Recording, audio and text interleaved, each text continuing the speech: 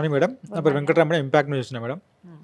ఈరోజు లేడీస్ కానీ అంటే జెంట్స్ కానీ వర్క్ ప్రెషర్ ఎక్కువ ఉంది మేడం. ఆ వర్క్ ప్రెషర్ ఎక్కువగా మనం ప్రేమించే వాళ్ళ మీద చూపెడుతున్నాం. అది అయితే అది వాళ్ళ మీద చూపించవచ్చా? దీనికి సొల్యూషన్ ఏంటి? కంపార్ట్మెంటలిజం అంటారమ్మా దీన్ని. ఓకే. మనం ఏంటంటే ఎక్కడ ప్రెషర్ని అక్కడ వదిలేయాలి. ఇది నాన్నల దగ్గర కూడా స్టార్ట్ అవుతుంది. ఆఫీసులో ఏదైనా ఇబ్బందిగా ఉంటే రాగానే మంచినీళ్ళు తాగుతారా అన్నా సరే బూతులాగా వినపడుతుంది. రామా అన్న బూతే.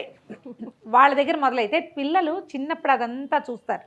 ఎక్కడైనా విసుగ్గా ఉంటే అది ఇక్కడ పోసేయచ్చు. ఇది భరిస్తుంది, ఇక్కడ ఒకటి ఉంటుంది ప్రాణం. ఈ ఉన్న ప్రాణి పాత రోజుల్లో బీకామో బిఏనో 10th క్లాసో ఇంటర్మీడియటో, పైగా బాగా గట్టిగా కుటుంబంలో ఇమిడి ఉండాలనే అవగాహన ఉన్న రోజుల నుంచి ఉన్నది. ఇప్పుడు మీరు చేసుకునేది, యంగ్స్టర్స్ చేసుకునేది నీలాగానే ఎంసెట్లు గిమ్సెట్లు రాసి ప్రతి చోటకి పరిగెత్తి అన్ని పనులు వాళ్లే చేసుకుని అలా వచ్చిన వాళ్ళు దీన్ని తీసుకోరు.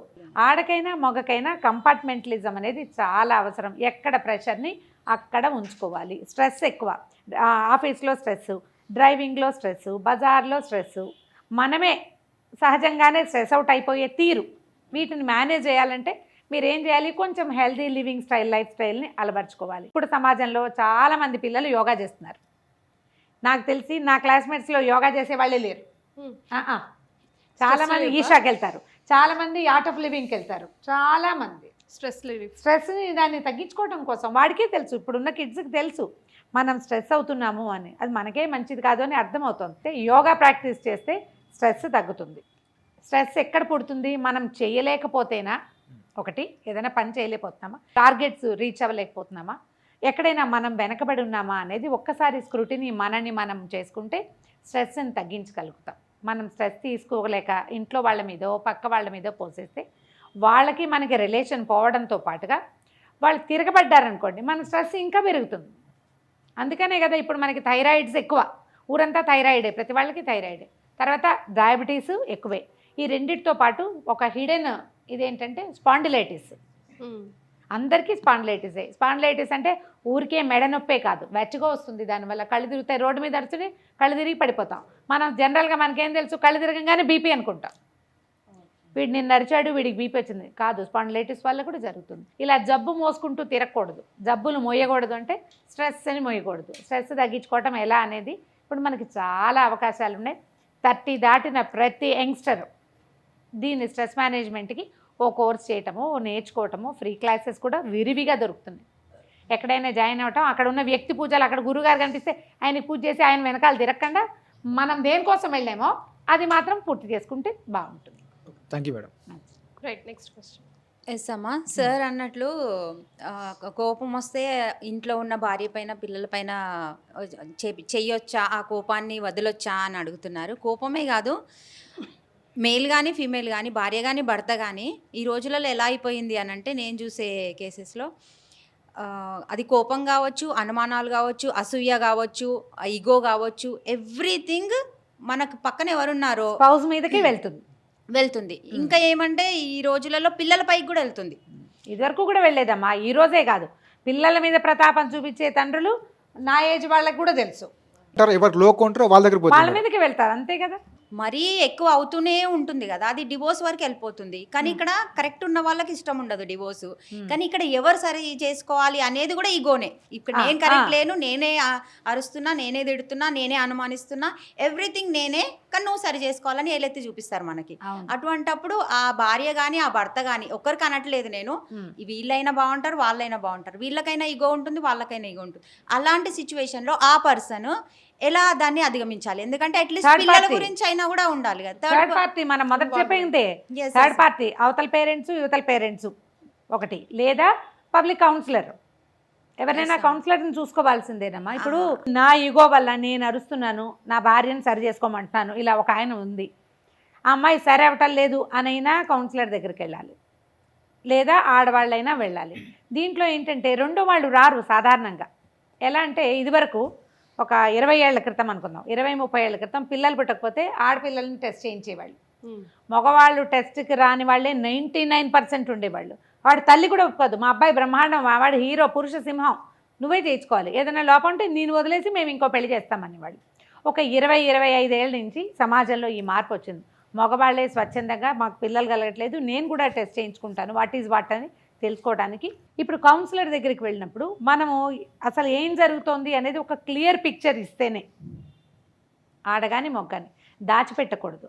ఈ పర్టికులర్ ఏ పాయింట్ మీద మాట్లాడదలుచుకున్నామో అది కాకుండా మన బ్యాక్గ్రౌండ్, మన అమ్మా నాన్నలు, మన పెరిగిన వాతావరణం, మనం చదువుకునేటప్పుడు మనకు ఏర్పడిన క్రష్లు, మనం ఎదుర్కొన్న అనుభవాలు, ప్రేమ వైఫల్యాలు, ఎవరినైనా వదిలిపెట్టుకుని ఈ అమ్మాయిని పెళ్లి చేసుకోవటం, అలాంటి పాయింట్లు కూడా క్లియర్గా చెప్తే ఈ పర్టికులర్ ఇవాళ జరుగుతున్న ఈ సిచ్యువేషన్కి కారణము అక్కడెక్కడైనా ఉండొచ్చు. ఓపెన్గా కనుక మీరు మాట్లాడుకుంటే డివోర్స్కి వెళ్ళక్కర్లా, పిల్లలకి ఏ అన్యాయమో జరగదు. మిమ్మల్ని మీరు సరి చేసుకోవాలి అనే ఉద్దేశం మీకు లోపల ఉండాల్సిందే. లేదా రెండో వాళ్ళు ఏ ఫ్రెండ్స్ ద్వారానో, థర్డ్ పార్టీ ద్వారానే, ఫ్రెండ్స్ ద్వారానో, చుట్టాల ద్వారానో, కజిన్స్లో ఎవరైనా క్లోజ్ సిస్టర్సో బ్రదర్స్ ఉంటే వాళ్ళ ద్వారానో చెప్పించి మనం ఒక చోట కూర్చొని మాట్లాడుకుందాం, మ్యారేజ్ కౌన్సిలర్ దగ్గరికి వెళ్దాం.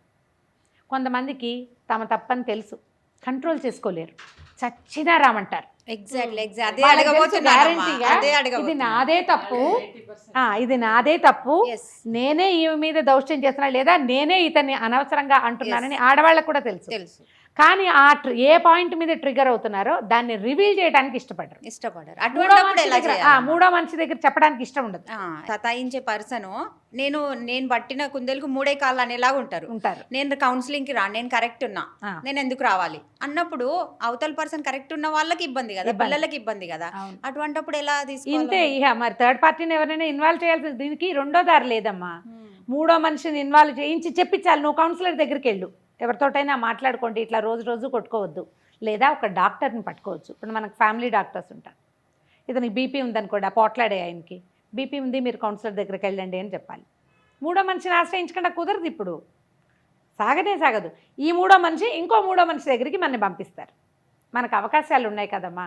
పాత రోజుల్లో పెద్దవాళ్ళే ఏదో సార్ట్అవుట్ చేసేవాళ్ళు. పంచాయతీలు, ఇప్పటికీ ఊళ్ళలో పంచాయతీలు నడుస్తున్నాయి బాగానే. బయట ఒక్కరికి మీకు చెప్తే కోపాలు వచ్చేస్తాయి. భార్య ఏం షేర్ చేసుకోకూడదు ఎవరితో. వైఫ్ అండ్ హస్బెండ్ అన్నాక అట్లీస్ట్ ఒక పాయింట్ వచ్చిన తర్వాత, ఇరిటేషన్ బ్లాస్ట్ అయ్యే పాయింట్ వచ్చిన తర్వాత మీ అమ్మగారు ఇలాగో, మీ నాన్నగారు ఇలాగో, మీ అన్నయ్య ఇలాగో చెప్పుకుంటారు కదా, అది ఎక్కియడం ఎలా అవుతుంది? ఫీలింగ్స్ని షేర్ చేసుకోవద్దా? అది ఏదైనా కానీ, ఏ విషయం అయినా కానీ. సో దీన్ని ఎట్లా డీల్ చేయాలి? ఈ రోజులలో చేసుకోవద్దు అంటున్నారమ్మా. అంటే పరువు అనేసి మనం ఆగిపోతాం కదా కొన్నేళ్ల వరకు. కానీ ఒక స్టేజ్ ఎవరికైనా కూడా పీక్ లెవెల్ దాటిపోతే చెప్పాల్సి వస్తుంది కదా. అప్పుడు చెప్పినప్పుడు అప్పుడు ఇక్కడ ఇగో హట్ అవుతుంది. అది మేల్ కావచ్చు, ఫీమేల్ కావచ్చు. అది అప్పుడు తప్పు. ఇది పర్సన్ని బట్టి డీల్ చేయాల్సిందేనమ్మా. సార్వజనీనంగా అందరికీ ఒకే ఆన్సర్ అయితే కాదు. ఇప్పుడు ఇందులో పాయింట్లు పెద్దవా చిన్నవా? మీ అమ్మ మీ వదినతో మంచిగా నవ్వుతూ మాట్లాడింది, నన్ను చూసి నవ్వలేదు, ఇది ఒక పాయింటా? ఇలాంటివి చెప్తారు కదా, ఇలాంటివే చెప్తారు. నేను చూశాను 4 ఇడ్లీస్ ఆవిడకి పెట్టింది, 3 ఇడ్లీస్ నాకు పెట్టింది, ఆమెకి నిన్నటి చట్నీ వేయలేదు, నాకు నిన్నటి చట్నీ వేసింది, పొద్దుటన్న ముందు నాకు పెట్టేసింది, ఆమెకు పెట్టకుండా. ఇట్లాంటి పాయింట్లు షేర్ చేయొద్దు కదమ్మా. ఏం షేర్ చేయాలి నేను చెప్తాను. ఇప్పుడు న్యూలీ మ్యారీడ్ కపుల్, వీళ్ళ మధ్య ఫిజికల్ ఇంటిమసీ కుదరకపోతే ఆడవల్ల కానీ మగవల్ల కానీ ఖచ్చితంగా చెప్పాలి. పెళ్ళై 8 ఏళ్ళైంది, ఫిజికల్ ఇంటిమసీ లేదు, పిల్లలు కలగట్లేదని పెద్దవాళ్ళు గుట్టిచ్చేస్తుంటారు అమ్మాయిని, టెస్ట్లకు కూడా పంపిస్తారు, ఐవీఎఫ్ అంటారు. అస్సలు సంసారం లేకుండా ఐవీఎఫ్ చేయించుకుంటున్న జంటలు ఉన్నాయి ఇప్పుడు. ఈ ఒకటి లేకపోయినా పర్వాలేదంటారు. ఒక 10 ఏళ్ళ తర్వాత ఆ అబ్బాయికో ఫ్రెండ్షిప్పో అమ్మాయికో ఫ్రెండ్షిప్పో ఏర్పడతాయి. Then problem starts. వీళ్ళకి కిడ్స్ ఉంటారు. ఇలాంటిది ఉంటే ఖచ్చితంగా చెప్పాలి. ఒకటి. తర్వాత హ్యారాస్మెంట్, పెళ్ళిలో సరిగా చేయలేదు, పెట్టలేదు, అదేదో చేయలేదు, ఏదో చేయలేదు అని అబ్బాయి చేయెత్తటాలు, ఫిల్దీ లాంగ్వేజ్ వాడ్డాలు. బూతులాడితే ఒప్పుకోవద్దు, ఆడగానే మొగ్గాని బూతులాడడానికి వీల్లేదు, కోర్టు కూడా ఒప్పుకోవద్దు దానికి. ఫిల్దీ లాంగ్వేజ్ వాడడానికి వీల్లేదు, అబ్యూజివ్ లాంగ్వేజ్ వాడకూడదు, కొట్టకూడదు, మ్యాన్ హ్యాండ్లింగ్ పనికిరాదు. ఇట్లా ఏదైనా జరిగితే ఖచ్చితంగా చెప్పాల్సింది. రియల్ హ్యారాస్మెంట్ అంటే ఏంటమ్మా? కొట్టటము, తిట్టటము, నువ్వు అలాగా, మీ అమ్మిలాగా అనడము. అంతేగాని ఈ చిన్న విషయాలు, ఆమె మంచిగా చూడలేదు, వెంటనే నన్ను చూసి నవ్వలేదు, మీ వదిన చూసి నోరంతా నవ్వు చేసుకుంది, ఇట్లాంటి వాటి వల్ల ప్రయోజనం ఏమీ లేదు. ఏది సీరియస్ థింగ్ పేరెంట్స్ బాధపడతారని చెప్పరమ్మా చాలామంది. 3 ఏళ్ళ నుంచి తాగేస్తున్నాడు, అతను విపరీతంగా తాగుతాడు, మా అమ్మా నాన్న బాధపడతారు. అమ్మా నాన్నకు చెప్పకపోతే నువ్వు నాకు చెప్పేం ప్రయోజనము? ఈ రోజులలో ఇళ్లలో ఎలా ఉందమ్మా అంటే, ఇన్ కేస్ ఆఫ్ చెప్పినా కూడా పరువు అనేది పెట్టేసి ఏం ఏమిటో మీరు చేయట్లేదు, కాదమ్మా, భరించాలి. ఈ రోజులని ట్యాగ్ పెడుతున్నారండి. ఏ రోజైనా ఉందమ్మా పరువు. మమ్మల్ని రోజు కొట్టేవాళ్ళు, మిమ్మల్ని ఎప్పుడో ఒకసారి కొడుతున్నారు కదా, అడ్జస్ట్ అవ్వండి. అట్లా కాదమ్మా. ఇప్పుడు ఇది ఎట్లా తీసుకోవాలంటే అన్ని విషయాలు ఆలోచించాలి కదా. పెళ్ళంటే ఒక నువ్వు నేనే కాదు, డబ్బులు, ఉద్యోగాలు, సెటిల్మెంటు, హ్యాబిట్స్ లేకపోవటము, అమ్మా నాన్న కొంచెం మంచివాళ్ళు అయి ఉండటము, ఇతనితో ఏదో సమ్ పర్టికులర్ ట్రబుల్ ఉంది, లేదా ఆ అమ్మాయితోటి ఒక పర్టికులర్ ట్రబుల్, ఆ పిల్లకి ఏదో హెల్యూసినేషన్స్ ఉన్నాయి, దగ్గరికి రానివ్వదు, ఫ్రిజిడ్స్ ఉంటారు కొంతమంది, సరిగా మాట్లాడదు, ఫ్రెండ్స్ తోటి 2 గంటల తరబడి మాట్లాడుతుంది, మొగుడిని చూస్తే కామ్గా పెట్టుకుంటుంది, దానికి ఇష్టం లేదో పాడో ఏంటో మనకు తెలియదు. ఇలాంటివి చెప్పాలి కదా. ఈ అబ్బాయి కూడా అంతే కదా, అంతా బాగానే ఉంటుంది, ఆ అమ్మాయి సరిగ్గా బిహేవ్ చేయదు, మిగిలిన వంట చేస్తుంది, మా అమ్మతో బాగుంటుంది, మా వదినతో బాగుంటుంది, అవి సరిపోవు కదా పెళ్ళికి. పెళ్ళికి కావాల్సింది మెయిన్ ఏమిటి? వీళ్ళిద్దరూ బాగా ఉండటం, ఖచ్చితంగా ఫిజికల్ ఇంటిమసీ ఉండవలసిందే. లేకపోతే ఏమవుతుందంటే కొన్నాళ్ళు పోయాక ఎక్కడో కుదురుతుంది అది, అప్పుడేం చేస్తాము? పెళ్ళి ఫెయిల్ అయిపోతుంది కదా. అది ముందేం చూసుకోవాలి కదా. మొదట్లో ఇలాంటి ప్రాబ్లమ్స్ ఉంటే తప్పకుండా షేర్ చేయవలసిందే. ఇప్పుడు ఇలాంటివి నెలలో 2 నెలల్లోనే సార్ట్అవుట్ అయిపోతుంది. అలా కాకుండా రోజుల తరబడి పరువు కోసం ఒక బోళ్ళంత ఖర్చు పెట్టి పెళ్లి చేశారు. మొన్న ఒక అమ్మాయి చెప్పింది నాకు, కౌన్సిలింగ్ సెషన్స్లో కాదులేండి, ఏదో క్యాజువల్గా బస్సులో కూర్చొని మెట్రోలో మాట్లాడుతుంటే 18 లక్షలు ఖర్చు పెట్టి పెళ్లి చేశారండి, ఇతను సరిగ్గా లేడని వదిలేస్తే ఖర్చు వేస్ట్ అంటుంది. నీ జీవితం 18 లక్షల కంటే ఎక్కువ తక్కువ నువ్వు ఆలోచించుకో. 18 లక్షలు విలువ, నువ్వు విలువ. ఇలాంటివి ఏమైనా ఉంటే ముందే చెప్పాలమ్మా. ఈ చిన్న చిన్న మ్యాటర్స్ వీటిని షేర్ చేసుకోవటం, మీ అన్నయ్య మీరు చెప్పటం అలా ఆలోచించకూడదు. పైగా సమస్యని బట్టి కదా సమాధానము.